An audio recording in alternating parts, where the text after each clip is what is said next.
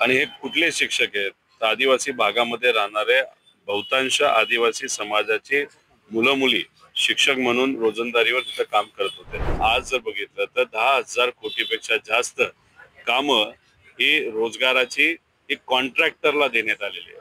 आता हे सर्व कॉन्ट्रॅक्टर प्रायव्हेट कॉन्ट्रॅक्टर कोणाचे आहेत तर हे बहुतांश भाजप विचाराच्या लोकांचे कॉन्ट्रॅक्टर आहेत। त्याच्याच विरोधात हे सर्व जे काही आदिवासी भागामध्ये काम करणारे युवा आहेत ते विरोधात इथं आंदोलन करत आहेत। किती दिवसापासून आंदोलन करत आहेत तर 70 दिवस ते आंदोलन करत आहेत। आपण आता आदिवासी कर्मचाऱ्यांची भेट घेतली। खरं तर गेल्या 71 दिवसांपासून हे सगळे कर्मचारी आंदोलन करतायत। मोठा देखील मोर्चा काढलेला आहे। पण काय होतं ह्या भेट घेतल्यानंतर? आदिवासी विकास विभागाच्या अंतर्गत ज्या कुठल्या शाळा येतात त्याच्यामध्ये रोजंदारीवर हे सर्व शिक्षक शिकवत होते। आणि हे कुठले शिक्षक आहेत तर आदिवासी भागामध्ये राहणारे बहुतांश आदिवासी समाजाचे मुलं मुली शिक्षक म्हणून रोजंदारीवर तिथं काम करत होते। ही प्रथा किती वर्षापूर्वीपासूनची आहे? ती 25 ते 30 वर्षापासूनची प्रथा आहे की तिथे असणाऱ्याच मुला मुलींना IAS अधिकारी नाहीतर कधी क्लास 1 अधिकाऱ्यांच्या माध्यमातून यांचा इंटरव्ह्यू होत होता आणि यांना रोजंदारीवर शिकवण्यासाठी तिथं ठेवण्यात येत होतं।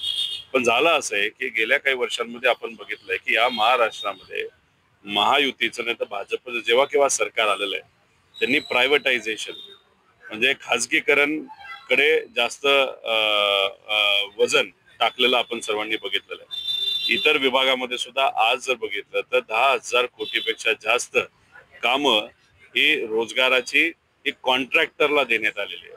आता हे सर्व कॉन्ट्रॅक्टर प्रायव्हेट कॉन्ट्रॅक्टर कोणाचे आहेत तर हे बहुतांश भाजप विचाराच्या लोकांचे कॉन्ट्रॅक्टर आहेत। आता नवीन काही पक्ष जे भाजपला जॉईन झालेले आहेत त्याच्यामध्ये आपण बघितलं अजितदादांचा पक्ष असेल त्यातल्या काही नेत्यांच्या कंपन्या आहेत। पण झालं असं की या लोकांना नेत्यांना फायदा व्हावा म्हणून सरकारी भरती थांबवायची आणि कॉन्ट्रॅक्टवर भरती करायची अशी एक प्रथा सुरू झाली आहे। अजूनपर्यंत आदिवासी विभागामध्ये ही प्रथा सुरू नव्हती। आता 2025 पासून ती सुरू करण्याचा प्रयत्न हा सरकारकडनं झाला आणि त्याच्याच विरोधात हे सर्व जे काही आदिवासी भागामध्ये काम करणारे युवा आहेत ते विरोधात इथं आंदोलन करत आहेत। किती दिवसापासून आंदोलन करत आहेत तर 70 दिवस ते आंदोलन करत आहेत। अनेक सामाजिक लोकांनी त्यांना पाठबळ दिलंय पाठिंबा दिलाय। सुनीलराव भुसारा इथे आहेत। त्यामुळे ह्या सगळ्यांचं म्हणणं आहे की आदिवासी विभागामध्ये कॉन्ट्रॅक्टीकरण आलं नाही पाहिजे यासाठी आम्ही हे आंदोलन करत आहोत। आणि असा विषय असताना प्रायव्हेटायझेशनच्या विरोधात आम्ही सुद्धा आहोत, कॉन्ट्रॅक्टरच्या विरोधात आम्ही सुद्धा आहोत। त्यामुळे या विषयामध्ये आम्ही त्यांच्या बरोबर आहोत। आज ते पवार साहेबांना भेटणारच आहेत।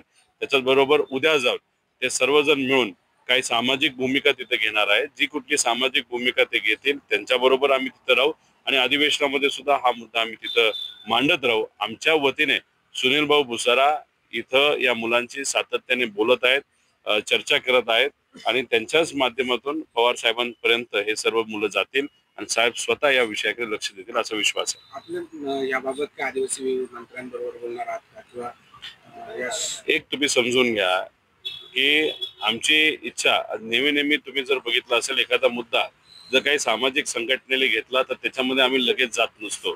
कारण की शेवटी त्यात राजकारण येऊ नये अशी भूमिका आमच्या सगळ्यांची असते। पण झालं असं की 70 दिवस हे आंदोलन करून सुद्धा मुख्यमंत्र्यांना 3 वेळा हे भेटले, गिरीश महाजन साहेबांना 2 वेळा हे भेटले, त्यानंतर जे मंत्री आहेत जे आदिवासी मंत्री आहेत त्यांना हे 5 वेळा भेटले। असं होऊन सुद्धा ते आदिवासी भागातल्या या लोकांची भूमिका घेण्यापेक्षा पैशावाल्यांची भूमिका आणि कॉन्ट्रॅक्टरची भूमिका जर हे सत्तेतले लोक घेत असतील आणि यांना न्याय मिळत नसेल तर हे सरकार यांचं काम करून देईल असं वाटत नाही। कुठं ना कुठेतरी एक चळवळ म्हणून या सर्व लोकांना रस्त्यावर उतरावं लागेल आणि ते जेव्हा उतरतील तेव्हा आम्ही सुद्धा त्यांच्याबरोबर राहू।